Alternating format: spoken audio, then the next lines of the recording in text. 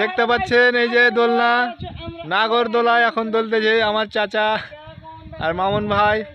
এই যে দেখুন, এই যে জায়গাটা দেখলেন, এই যে গাইস দেখুন, এই যে আমরা এখন এই যে নাগরদোলা এই যে দোলতে, ছোট বাচ্চাদের জন্য, বড় মানুষের জন্য না, এখানে ছোট বাচ্চারা উঠে।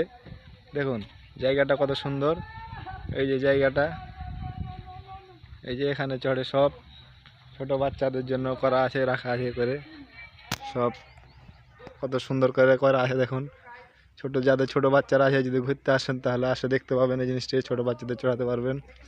দেখুন এই যে